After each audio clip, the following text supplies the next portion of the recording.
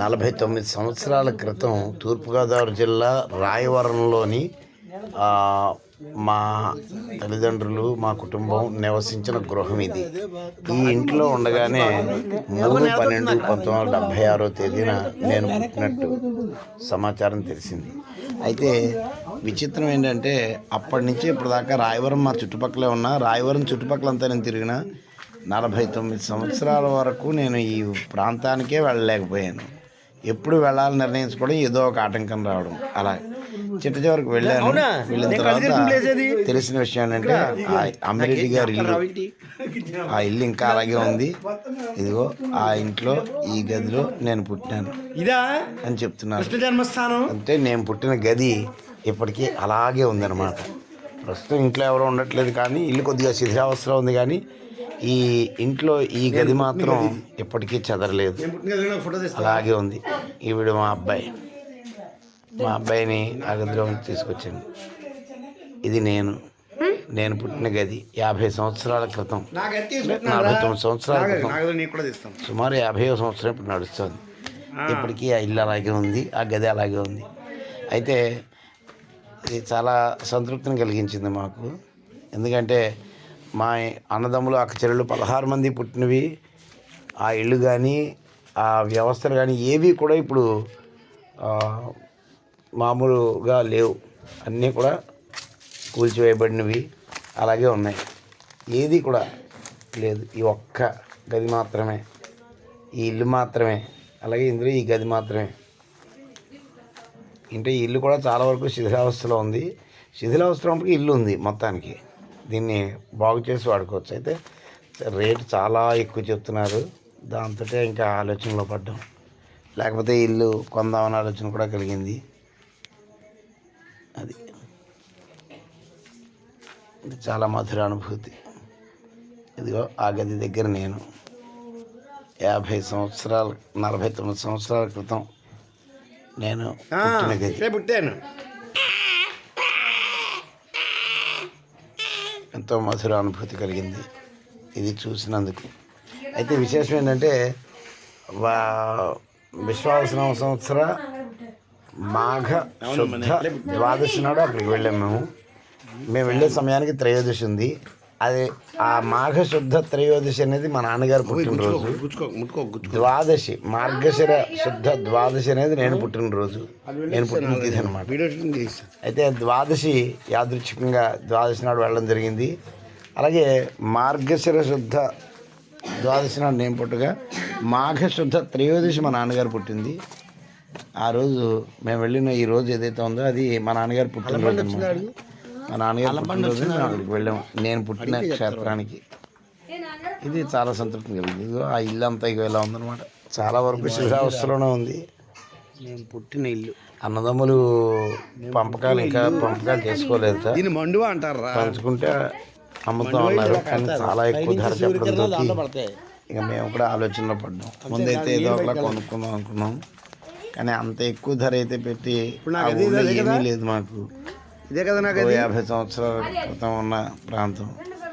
ఏదో మా నాన్నగారు మా అమ్మగారు మా కుటుంబ సభ్యులు తిరిగిన ప్రాంతం అని ఒక అభిమానం ఉన్నప్పటికీ కూడా అంత రేటు పెట్టే పరిస్థితి లేక ఆలోచనలో పడ్డాం.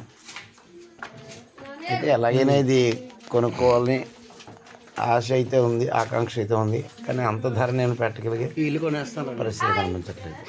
మొదట మా అన్నదమ్ములు ఉత్సాహంగా అడుగులు వేశారు, కానీ అంత ధర అనేసరికి అందరూ ఎవరికారు తగ్గింది. అందరికంటే తీసుకుందామా అని ఒక ఆలోచన ఉన్నప్పటికీ అంతంత ధరని సరే ఏది ఏమైనా చూడగలిగాను, ఆ ప్రాంతానికి వెళ్ళగలిగాను. కనీసం 50 సంవత్సరాలు నిండిపోకుండా 50వ సంవత్సరం ప్రాంతాన్ని ఆ ఇంటిని చూడగలిగాను. ఒక ఆత్మసంతృప్తి అయితే నాకు బలంగా ఉంది. నేను ఈ గదిలో పుట్టాను, ఇది ఉందని ఎవరు మేము ఊహించలేదు. మేము చూద్దాము అని వెళ్ళాము.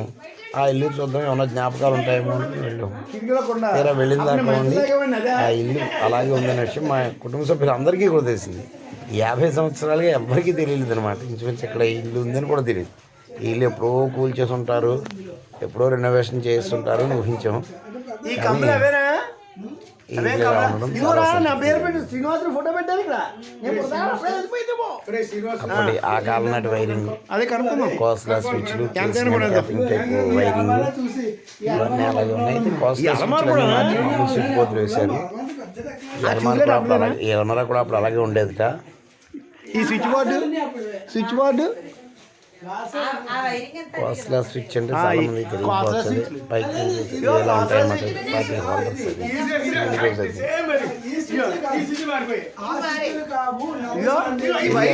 కొన్ని మధురానుభూతిగానే ఉంటాయి.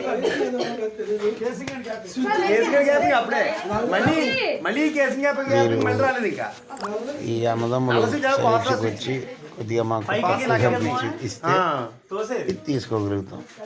ఎందుకంటే వాళ్ళకి ఏ జ్ఞాపకాలు ఉన్నాయో మనకు తెలియదు. ఉండొచ్చు వాళ్ళకి ఏవో జ్ఞాపకాలు. ఎందుకంటే ఇదే ఇంట్లో 14 మంది సంతానం అని చెప్తారు వాళ్ళు. 14 మంది అదే ఇంట్లో పుట్టారు తెలియదు. కానీ ఆ యజమానులకి 14 మంది సంతానం. వాళ్ళ అబ్బాయిని కలవడం, వాళ్ళ అబ్బాయితో అన్ని మాట్లాడడం జరిగింది. వాళ్ళ అబ్బాయి వెంకటరెడ్డి గారిని ఆయన మాట్లాడాను నేను. వాళ్ళ మధుర జ్ఞాపకాలు ఎలా ఉన్నా మాకైతే మధుర అనుభూతి. ఎందుకంటే మేము 16 మందిలో అన్నింటిలోకి మిగిలింది ఒక్కటేరా, ఒక్కరు పుట్టిన మిగిలింది. ఇలా శిథిలంలోకి వెళ్ళిపోయింది. చాలా వరకు శిథిలావస్థలోనే ఉంది. కాకపోతే ఉంది ఇల్లు. దీన్ని రెనోవేషన్ చేస్తే మళ్ళీ అదే వ్యవస్థలో ఉండే అవకాశం. గోడలు అవి అయితే చదరలేదు కాబట్టి. ఇప్పుడు సత్యమ్మ గారు ఉన్నప్పుడు ఇంటి యజమానురాలా? మీ అమ్మగారు? అబ్బో మేము 16 మందిమే.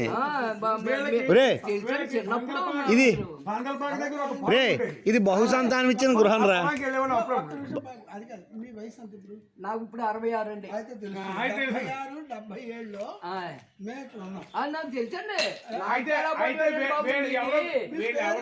మీకు ఎక్కడంటే నా పేరండి. నన్ను నిక్నేమ్ అయితే తాడెంకనని పిలుస్తానండి. వెంకన్నండి. నా అసలు పేరు అయితే వెంకటరామకృష్ణారెడ్డి. వెంకన్నండి. అదేనమాట. మా అమ్మగారి పేరు సత్యమ్మ. మా నాన్నగారి పేరు అమ్మిరెడ్డి గారు. కాపట్ల అమ్మిరెడ్డి గారు. అంటే ఇది నేను సైకిల్ మీద 70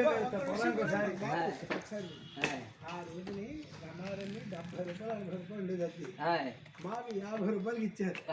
చాలా చీప్ గా ఇచ్చారు. ఇవ్వడం కూడా కాదు. మరి శ్రీనివాస్ గారు వాడు పుట్టాడు ఇక్కడ ఈ గదిలో. ఆ పుట్టినప్పుడు మరి మీ నాన్నగారు ఎవరన్నా గుర్తు ఆయన ఎలా తిరిగి ఇస్తే అది వెనక్కి ఇచ్చేసారు.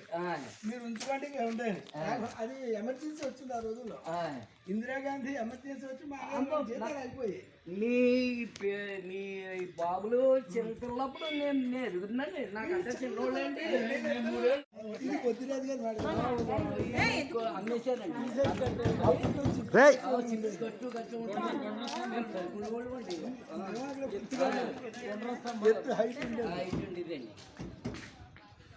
బాగుందమ్మా.